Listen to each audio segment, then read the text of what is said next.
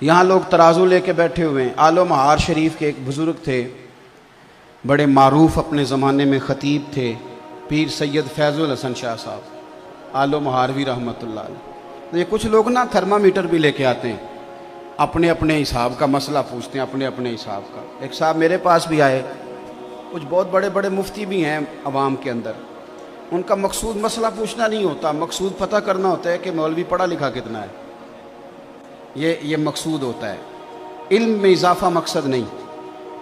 تو مجھ سے بھی ایک صاحب نے پوچھا کہ میں نے 20 مفتیوں سے مسئلہ پوچھا ہے، حل نہیں ہوا، اب میں آپ کے پاس آیا ہوں۔ تو میں نے کہا آپ 22ویں کے پاس ہی چلا جائیں، میں تو ان 20 سے بھی چھوٹا ہوں۔ 20 آدمی نہیں حل کر سکے تو میں تو پہلے ہی سلنڈر کرتا ہوں۔ بھائی اپنی زندگی میں سیکھنے کا مزاج بنائیں، بحث کا مزاج نہ بنائیں ورنہ پیچھے رہ جائیں۔ جو سیکھنے کا مزاج رکھتا ہے اس کا علم روز تازہ ہوتا ہے، اسے کچھ نہ کچھ روز ملتا ہے، وہ روز سیکھتا ہے۔ اور جو بس کر کے بیٹھ گیا نا، بہت ساری جگہوں پہ ٹھوکریں کھاتا ہے۔ تو سید فیض الحسن شاہ صاحب سے کسی نے پوچھا بتائیے سیدہ عائشہ افضل ہیں کہ سیدہ فاطمہ؟ سید تھے، فرمانے لگے تجھے کس نے ترازو دیا کہ تو تولے؟ دونوں کی بڑی شان ہے، بڑا مرتبہ ہے۔ وہ کہنے لگا جی نہیں، آپ سید ہیں، عالم ہیں، پیر ہیں، سجادہ ہیں، کچھ تو بتائیں۔ آپ فرمانے لگے بتا تو دیا ہے۔ کہنے لگے جی آپ نے بات گول کی ہے، اور کچھ نہیں تو مجھے اشارہ ہی دے دیں۔ آپ فرمانے لگے چلو یہ بات ٹھیک ہے، اشارہ دے دیتا ہوں۔ آپ فرمانے لگے عائشہ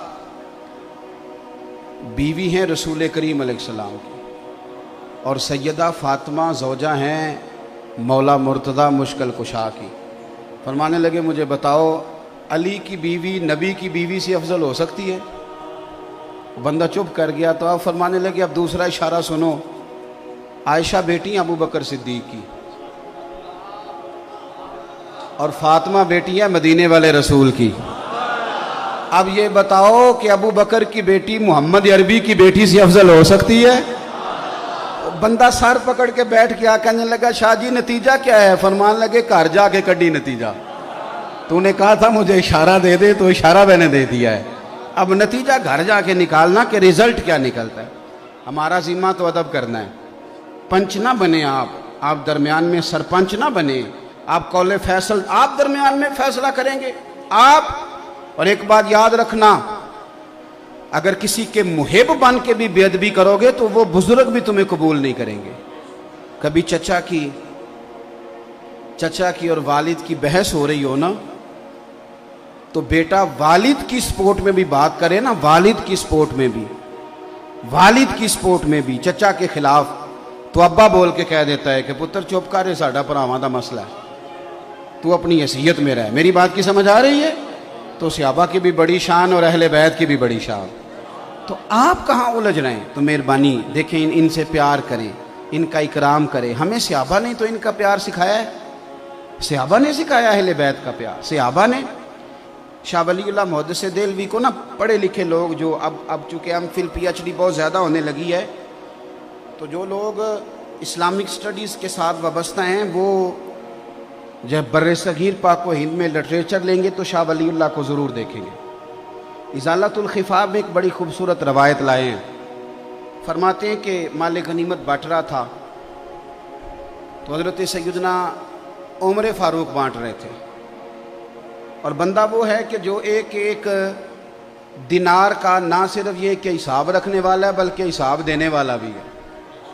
بانٹ رہے تھے تو بانٹتے نا آپ نے ہر صحابی کو 500 دینار دیے ہر ایک کو، اور بٹ کس طرح رہا تھا کہ جو بدری ہیں نا ان کو 500 دینار دیے جائیں گے۔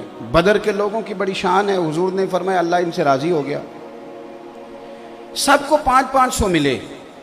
آپ کے اپنے بیٹے عبداللہ ابن عمر بھی آئے تھے، ان کو بھی 500 دی۔ اور جناب عبداللہ ابن عمر کی یہ شان ہے کہ نبی پاک نے فرمایا راجل صالح، فرمایا یہ جو عبداللہ بن عمر ہے یہ نیک آدمی ہے۔ حضرت عبداللہ ابن عمر کو بھی 500 دیا۔ امام حسن اور حسین آ گئے، حسنین کریمین، رسول کریم صلی اللہ تعالیٰ علیہ وسلم کے دونوں شہزادے آئے تو جناب عمر فاروق نے پہلے تو وہ قطار توڑی نا جس قطار میں سارے لگے ہوئے تھے، فرمایا شہزادوں کو آگے آنے دو، اور پھر باقیوں کو 500 دیا تو حسنین کریمین کو 1000 دیا۔ کوئی رکابت نہیں، کوئی مسئلہ نہیں، لیکن بچوں کا ویسے ہی دل کرتا ہے کہ ہمارا والد ہم سے زیادہ پیار کرے، یہ مزاج ہوتا ہے۔ آپ دیکھیں نا، بھتیجے سے بندہ جتنا مرضی بھی پیار کر لے، وراثت بیٹے کو ملتی ہے، بھتیجے کو نہیں ملتی۔ حضرت عبداللہ ابن عمر نے گھر جا کے اپنی اماں سے بات کی کہ اماں جی، حسنین کریمین تو اس زمانے میں بچے تھے، مدینہ شریف کی گلیوں میں کھیلتے تھے، میں بدر میں جاتا تھا، احد میں جاتا تھا، خندق میں گیا تھا، ابا جی نے ان کو 1000 دیا اور مجھے 500۔ تو آپ کی اہلیہ کہنے لگی حضرت عمر کی کہ بیٹا چپ کر جا، اگر موڈ اچھا ہوا تو بات کروں گی، ورنہ شیر کے قریب جانے کی کسی کی جرت ہے نہیں۔ حضرت عمر فاروق 2-4 دن کے بعد رات کو موڈ مبارک اچھا تھا تو اہلیہ کہنے لگی ایک چھوٹی سی گزارش کرنی تھی، ناراض نہ ہو تو۔ فرمانے لگے کہو۔ تو کہنے لگی عبداللہ ابن عمر کہہ رہے تھے کہ میں تو حضور کے زمانہ نور میں جہاد کرتا تھا، حسنین کریمین بچے تھے، تو انہیں ڈبل ملتا ہے، مجھے سنگل ملتا ہے، یہ کیا بات ہوئی؟ تو آپ نے فرمایا چل بلا ان کو۔ تو ماں ڈرنے لگی، کہنے لگی نہیں نہیں، انہوں نے کوئی اعتراض نہیں کیا، آپ مہربانی کریں۔ کہا نہیں میں کچھ نہیں، کہنے لگا بلا تو صحیح نا۔ بلایا، شہزادے عبداللہ ابن عمر تشریف لائے، حاضر ہوئے۔ تو آپ نے فرمایا پتر یہ تو نے کیا بات کی؟ سنو، یہ ایک غیر جانبدار آدمی کی بات عرض کر رہا ہوں۔ وہ لکھتے ہیں کہ جناب فاروق اعظم فرمانے لگے عبداللہ تیرا اور حسنین کا کیا مقابلہ؟ آپ اندازہ فرمائیں، فضیلتوں کی جو لسٹ ہے وہ اپنی جگہ موجود ہے کہ وہ بدر میں بھی گئے، احد میں بھی گئے، حضور نے ان کی تعریفیں بھی فرمائیں، ساری شانیں، اور بہت بڑے عالم تھے عبداللہ ابن عمر، انہیں مفتی مدینہ کہا جاتا تھا، لوگ ان سے استفتاء کرتے تھے، سوالات پوچھتے تھے۔ حضرت سیدنا عمر فاروق فرمانے لگے تیرا اور حسنین کا کیا مقابلہ؟ اور پھر فرمانے لگے بیٹا کیا تیری ماں کا نام بھی فاطمہ الزہرا ہے؟ کیا تیری خالاؤں کے نام بھی زینب، ام کلثوم اور رقیہ ہیں؟ کیا تیری نانی کا نام بھی خدیجہ الکبریٰ ہے؟ پتر بتا کیا تیرے نانا کا نام بھی محمد مصطفیٰ ہے؟ یہ شانیں تیری ہیں؟ آپ نے فرمایا خبردار بیٹا، ان کے مقابلہ کرنے کی کوشش، یہ خود سکھایا ان لوگوں نے، یہ امت کو درس دیا، پیغام دیا۔ شاہ ولی اللہ صاحب کہتے ہیں کہ یہ بات چلتے چلتے نا مولا علی تک بھی پہنچی کہ حضرت عمر نے یوں کہا ہے۔ حضرت عمر فاروق رضی اللہ تعالیٰ عنہ نے یہ تعریف کی ہے حسنین کریمین کی، تو مولا علی فرمانے لگے اسی لیے تو نبی پاک علیہ السلام نے فرمایا تھا کہ عمر اہل جنت کا چراغ ہے، عمر جنتیوں کا، جنت میں بڑی روشنی ہوگی، لیکن فرمایا اس کا چہرہ اس طرح کا ہے کہ جدھر جائے گا روشنی کرتا چلا جائے گا، اہل جنت کے چراغ ہیں۔ اب یہ بات حضرت عمر تک پہنچی، وہ حضرت علی تک پہنچی تھی اور یہ حضرت عمر تک پہنچی، تو جناب عمر فاروق فرمانے لگے مجھے ذرا علی تک لے جاؤ۔ مولا علی سے ملاقات ہوئی تو آپ فرمانے لگے آپ نے اپنے کانوں سے حضور سے سنا ہے کہ میں جنتیوں کا چراغ ہوں؟ کا سنا ہے، تو فرمانے لگے ذرا اپنی ضمانت کے ساتھ مجھے لکھ کے بھی دے دو۔ تو حضرت علی نے لکھا کہ میں ضمانت دیتا ہوں، میں ضمانت دیتا ہوں، میں ضامن ہوں کہ میں نے حضور سے سنا ہے کہ عمر اہل جنت کے چراغ ہیں۔ دوستو، ان لوگوں کا ایک دوسرے کی طرف آنا جانا، ان کا پیار، ان کا خلوص، یہ تو پتہ نہیں دور بیٹھ کے دیکھیں نا، انسان کہانیاں بناتا ہی تب ہے جب اس میں غرور ہو یا وہ تھوڑا دور ہو۔ اگر اس میں عاجزی ہو اور ذرا قریب جا کے دیکھے تو بہت ساری کہانیاں ویسے ہی ختم ہو جاتی ہیں، حقائق نہیں پتہ کرتے لوگ۔ تو ان لوگوں نے ایک دوسرے سے پیار کیا، ایک دوسرے کا اکرام کیا، ایک دوسرے کا احترام کیا۔ حضرت ابو ہریرہ رضی اللہ تعالیٰ عنہ، امام حسین گھوڑے سے نیچے اترے، حضرت ابو ہریرہ شاگردوں میں بیٹھے تھے، تو امام علی مقام رضی اللہ تعالیٰ عنہ کے پیر مبارک کو نا ذرا مٹی لگ گئی، بارش تازی ہوئی تھی۔ اب بڑا مشکل ہوتا ہے اپنے شاگردوں میں اٹھ کے کسی کا استقبال کرنا، بڑا مشکل کام ہوتا ہے، اور پھر کچھ آداب کے بھی تقاضے ہیں۔ کوئی بندہ اگر حدیث پڑھا رہا ہے تو اسے نہیں اٹھنا چاہیے، کوئی اگر قرآن مجید کی ترتیب بیان کر رہا ہے تو نہیں اٹھنا چاہیے، کوئی میں تو سمجھتا ہوں نعت بھی پڑھ رہا ہے تو اسے بھی نہیں اٹھنا چاہیے، اسے بیٹھے رہنا چاہیے۔ لیکن یہاں دیکھیں اسلوب کیا ہے۔ حضرت امام حسین نیچے تشریف لائے تو پیروں کو مٹی لگ گئی۔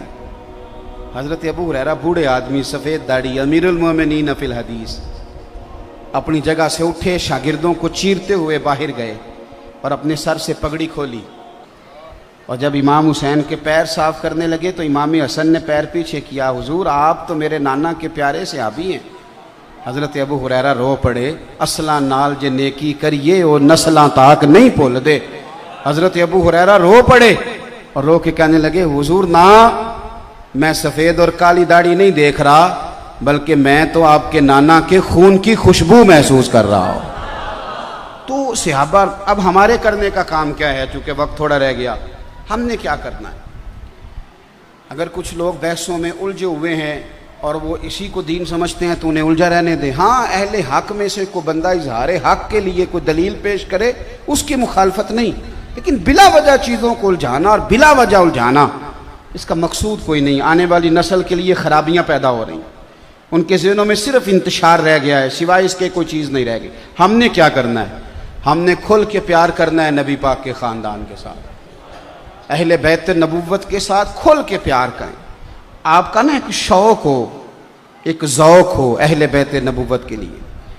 ان دنوں میں خاص کر امام حسن کی تعریف کی حدیثیں سنیں، امام حسین کی تعریف کی باتیں سنیں، حضرت مولا علی کی شان سنیں اور اس شان کو جگہ دیں، یعنی آپ کا چہرہ کھلے۔ اور ضروری ہے ہم نے بحث ہی کرنی ہے آپ کا دیکھیں اعلیٰ حضرت بریلوی رحمۃ اللہ تعالی علیہ، آپ نے لکھا ہے فتاوی رضویہ شریف کے اندر، اور حدیث کے راوی سیدنا عثمان غنی رضی اللہ تعالیٰ عنہ، اگرچہ بخاری مسلم میں بھی ہے، لیکن اعلیٰ حضرت فرماتے ہیں میں نے بہت ساری کتابوں سے جوڑ کے نا الفاظ حدیث یہاں جمع کر دی ہیں۔ نبی پاک صلی اللہ علیہ وسلم کا جو ذوق تھا نا اہل بیت کے لیے، ایک پیار ہو جاتا ہے نا کسی بندے سے پیار، تو جو پیار ہوتا ہے وہ پھر کچھ صورتیں بھی اختیار کرتا ہے۔ آپ کو بیٹے سے پیار ہو گیا تو روز کہنے بیٹا تجھے بڑا پیار ہے، تو بیٹا کہ ابا جی سائیکل تو کبھی آپ نے لے کے دی نہیں۔ خالی پیار کا کیا معنی ہوتا ہے؟